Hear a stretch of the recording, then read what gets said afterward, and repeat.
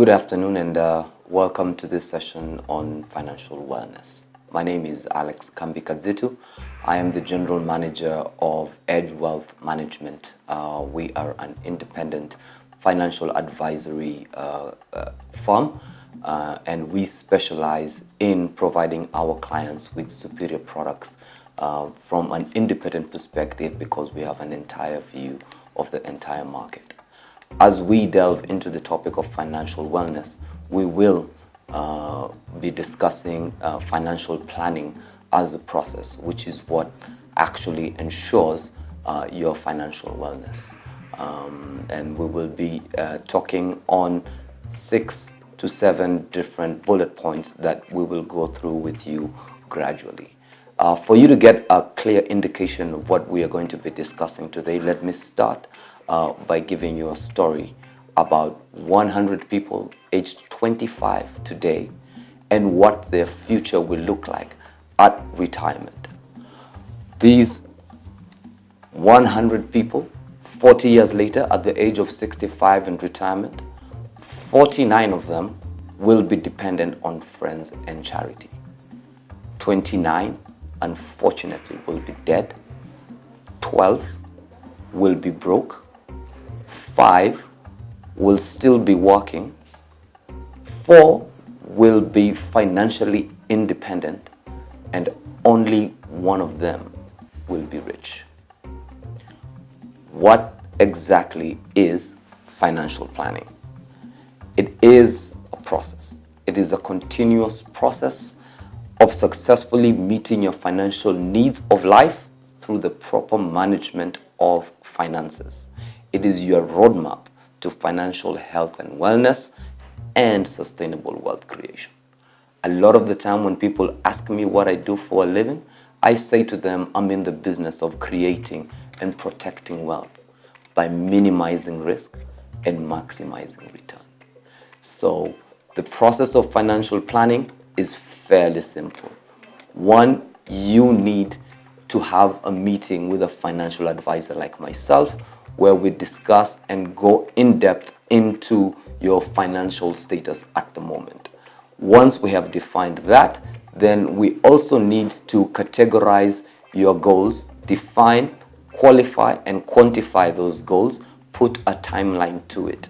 We then look at the options that are available to you. We discuss this by going through all the options that are available, and there are also specific things that we look out for, such as your age and your attitude towards risk and the duration of time that you should be invested to achieve specific goals. And then that makes my job much easier. I scour the market for products that fit all those things that we have taken into consideration, and then we deploy them and we meet on a regular basis to check on the progress of the strategy that we have opted to deploy. The general myth is that financial planning is the realm of the rich. I would like to debunk that myth right off the bat. Financial planning, it is for everybody. Without financial planning, you are preparing to fail. So what do we actually look like? Let us go right in and look at the first thing that I would like to determine if you and I were sitting and talking about your finances. The first would be, do you have a contingency plan? Do you have savings? The rule of thumb is usually for you to have between 3 to 6 months of your monthly expenses.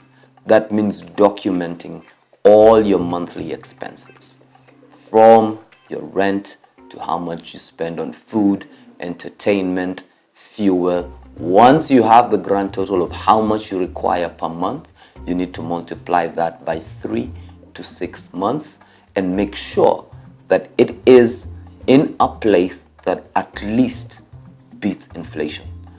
Many of us have a contingency plan, but it is lying around in a bank earning little or nothing.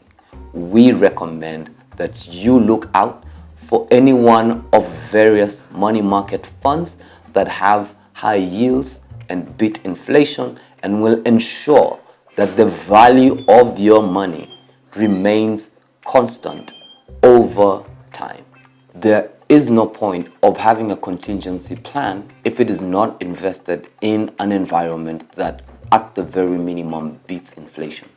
If you are making only 7% per annum in return on your investment and inflation is at 11%, what you are actually doing is you're losing 4% of the value of your cash year on year.